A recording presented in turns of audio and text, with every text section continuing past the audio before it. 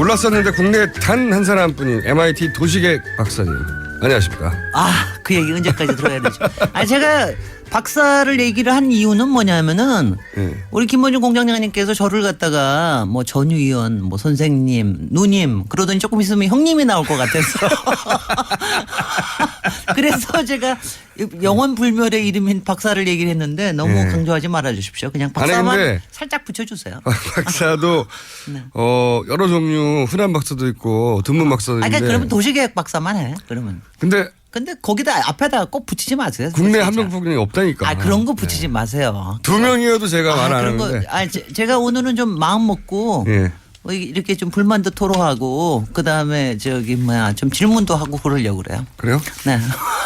자, 지난주에 저희가 뉴타운 사기다 이렇게 단어를 하셨는데 본인 전공 분야죠. 그러니까 뉴타운이 사실은. 지난번에 얘기를 끝내면서 뉴타운이 사기라고 주장하시는 오늘 김진애였습니다. 이렇게 끝내셨어요. 네. 그러니까 그 얘기는 사기라고 인정하기가 참 어렵다. 그러니까 아직도 검증이 안 돼 있다. 그렇다기보다는 사기라고 저도 확실하구나라고 할 만큼 충분한 설명이 지난주에 이루어지지 않았어요. 지난주에 이루어지지 않아서. 그런데 이거 좀 얘기를 해보죠. 뭐가 사기예요? 그러면은 사기는 이거 우리 음모론자의 사기 해석을 좀 해보십시다. 사기는 간단하게 말하면 안 될 걸 본인은 알면서 된다고 상대방한테 거짓말하는 거죠. 네. 근데 그거를 충분히 얘기하지 않았다. 지난주에는 충분히 얘기가. 그다음에 그러면 제가 또 하나만 더 질문을 하십시다. 어쩜 이렇게 사기를 빨리 정리하죠 제가. 네. 머릿속에 항상 있기 때문에. 근데 사기에는 여러 종류가 있습니다. 여러 종류가 있는데 그 중에 하나가 이제 분명히 그리고 사기는 사기를 당하는 사람이 적어도 절반 이상 공범자입니다. 네.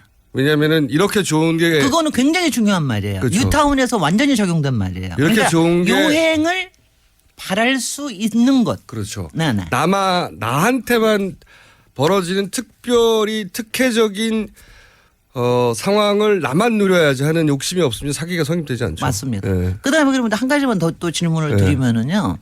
그러니까 시사 전문가로서 그러니까 왜 그러니까 뉴타운 사기니 아니면 여러 가지 개발 사기니 이런 거에 대해서는 왜 이렇게 파헤치시지 않으실까?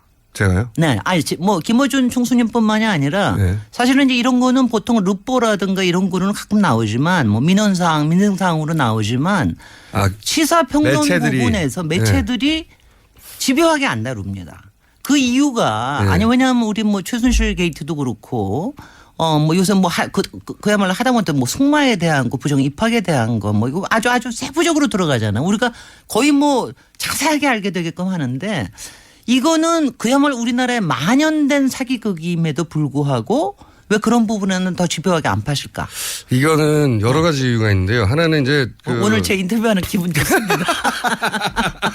하나는 덜 섹시한 게 있습니다. 네. 사람이 등장하고 주인공이 그렇죠. 딱 부러지지 않는다. 딱 부러지면 되는데 여기는 주인공이 집, 부동산, 토지 뭐 이런 것처럼 느껴지거든요. 섹시하지 않은 게 있어요. 그래서 규모는 크지만 섹시하지 않다. 또 하나는 뭐냐면 범죄자와 피해자를 특정하기가 어렵다. 그거죠. 제가 말씀드리려고 했는데 아까도 말씀드렸다시피 이런 사건은 기본적으로 거기에 공조, 동의, 동참, 공범처럼 같이 끼어들어간 일반인들이 있거든요. 그래서 딱 잘라서 일반인들이 100% 피해라고 말하기 어려운 부분이 있어요. 그리고 또 부동산에 대한 욕망, 소위 부동산 가치가 올라가서 어떻게 해보고 싶은 욕망은 기자들에게도 있어요. 기자들은 뭐 그거 외에도 있습니다. 건설 업체들 제 말은 뭐냐면 이걸 다룰 때 자기 안의 욕망도 확인하게 되는 거예요. 그래서 이해되는 부분도 좀 있다는 거죠. 그런 욕망이 김어준 공장장님 속에도 있으신가요? 저는 부동산에 대한 욕망이 없어요. 없습니까? 그럼 이거는 일부러 이거는 안 되는 거니까 내가 억제해야 돼 이게 아니고 그냥 없게 태어났어요. 그건 잘 모르겠는데 왜 그렇게 된지. 근데 이제 제가 사실 오늘은 이제 뉴타운 해제 이후를 가지고 얘기를 하고 여기에 박원순 시장님이 얼마나 큰 역할을 하시고 사실 솔직히 박원순 시장님은 거의 칼도 맞으실 뻔했어요. 지난달이었을 거예요. 왜 한 70대 어떤 분이 그 회의하는데 나와서 흉기를 소지하고 그래가지고 그거 밝혀지고 그런 게 있는데 그분이 요 재개발 구역 중에 한 분의 조합장이셨거든요. 네. 그러니까 이제 이럴 정도로 사실은 이해가 굉장히 첨예하게 거의 우리나라에서 부동산인 거 자기 전 재산이기 때문에요. 글쎄요. 거의. 그러니까 이제 그런 부분인데 그런데 이제 제가 조금 이제 왜냐하면 저는 그러니까 우리가 무슨 여러 가지 뭐 사회적 정의 얘기하고 경제 정의 얘기하고 그러잖아요. 그다음에 뭐 일자리도 얘기하고 여러 가지 등등 얘기하잖아요. 근데 이 부동산에 관련된 전반적인 것뿐만이 아니라 이 특히 개발 행위에 관련된 부분들이 그런 부분들을 완전히 건드려 버리거든요. 그러니까 가령 골목 경제를 건드리는 부분들. 그러니까 가령 빈집 많아지고 재개발 오래 끌고 그러면 거기 사는 사람들 주민들이 별로 그야말로 아무 수요가 없어지는 거죠. 그러니까 그러면 골목 경제가 완전히 무너져 버리면서 일자리 문제 심각해지면 자영업들 저기 하고 이런 문제들. 그다음에 그것 때문에 생기는 여러 가지 사회 문제들.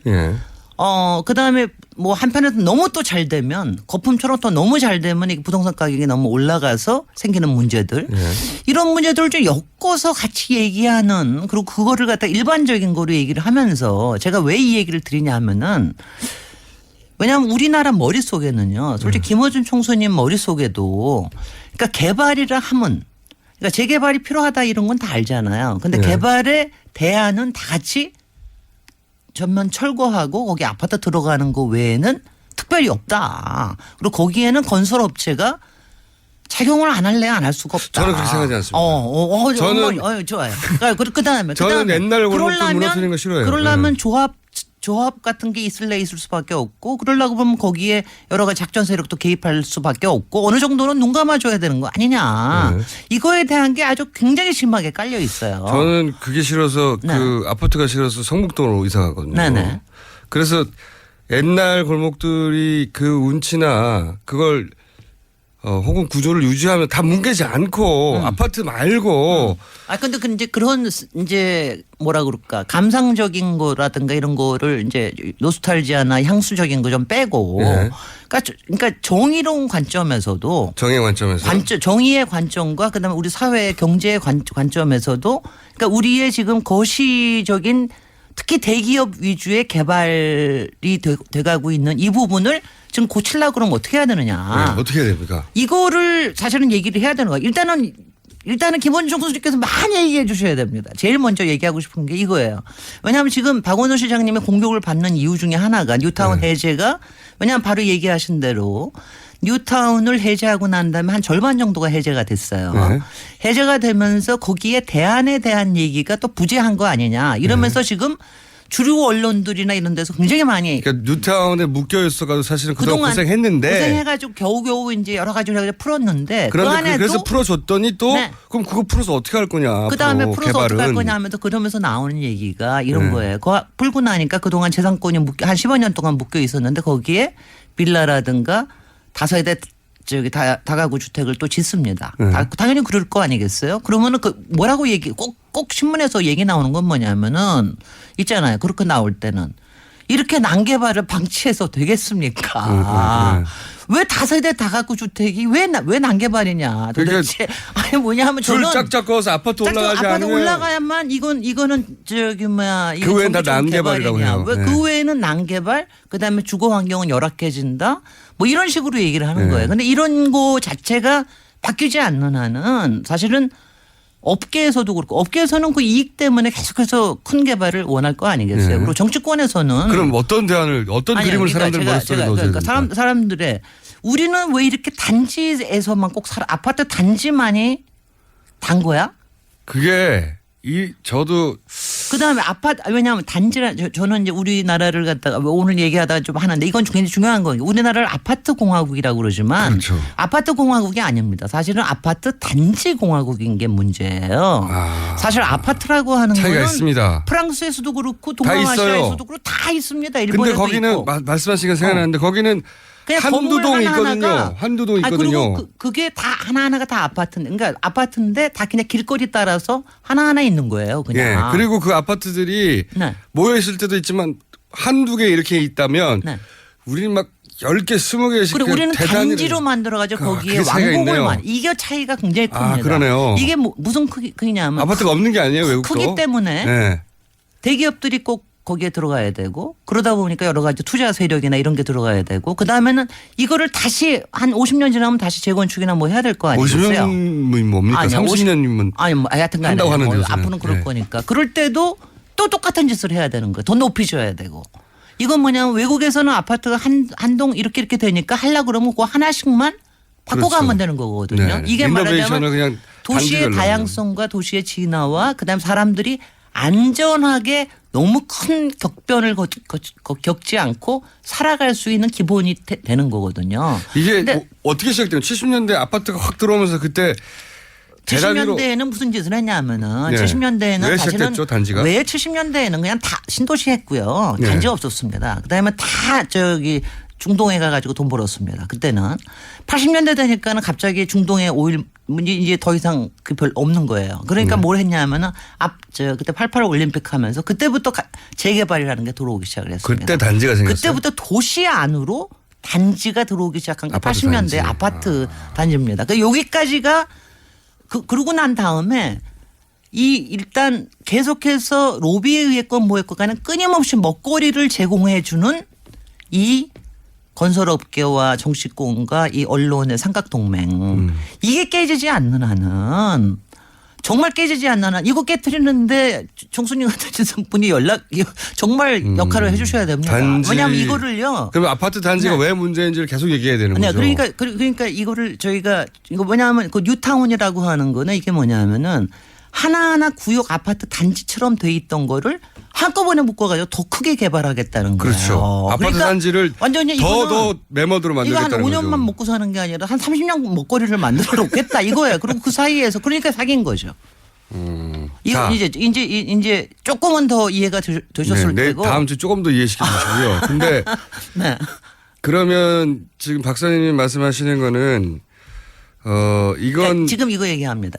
뉴타운이 지금도 뉴타운 안에는 또 그런 단지식으로 개발될 만한 데도 있어요. 그런 데는 빨리빨리 하게 해줍니다. 지금 뭐 박원순 시장도 그렇게 해주는데 문제가 되는 게 완전히 그런 게 안 되는 데하고 될까 말까 고민하는데 이게 문제인 거거든요. 그러니까 그거에 대해서는 대안적인 개발들에 대한 얘기가 끊임없이 나와야 되고 아파트 대단위로 짓는 게 문제라는 건 알겠어요. 네네. 그리고 근데 지금 머릿속에는 머릿속에는 신도시 촉진법하고 택지개발 촉진법하고 머릿속에 재개발 촉진법밖에 없는 거예요. 사람들의 국토부 사람들 머리에는 그것밖에 없습니다. 일반인들 머릿속에는 뭐가 있냐면 단지가 클수록 큰 회사가 만들어서 더 좋은 아파트다 이런 식이 있단 말이죠. 그러니까 이거를 갖다가 바꿔낼 수 있는 말하자면 이제 지금 솔직히 단독주택의 리모델링 같은 게 최근에 막 굉장히 인기 있어졌잖아요. 이것도 엄청나게 큰 변화입니다. 그것도 그래요. 근데 요거의 요 사이에 좁은 땅에 높이 세운다든가 여러 가지 형태들. 요새 굉장히 많은 이노베이션들이 생겼거든요. 근데 우리의 도시 개발에서 요 가운데 비어 있는 부분을 어떻게 만드느냐. 요게 뉴타운 해제의 굉장히 큰 이슈죠. 비전을 줘야죠. 네네. 단지가 아파트 좋다 있을 수 있는데 단지가 아파트 안 좋아요. 저는 얘기하는 고층 아파트. 저는 초고층에 대해서는 아무 문제 없는데 초고층 아파트만큼은 저는 좀 문제 있다고 생각합니다.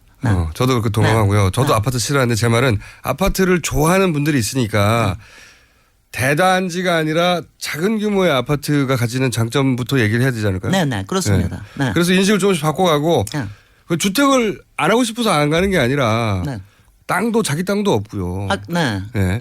그리고 건축비도 비싸고 뭐 현실적으로 부딪히는 문제가 많아요. 그러면 그럼요. 그래서 그 대안적인 개발에 대해서는 그동안 사실 지난 반세기 동안 거의 안 해왔거든요. 자, 그럼 다음 시간부터는 대단지 아파트 이외에 대안적인 개발이 있다. 구체적으로 그 얘기를 좀 해보죠.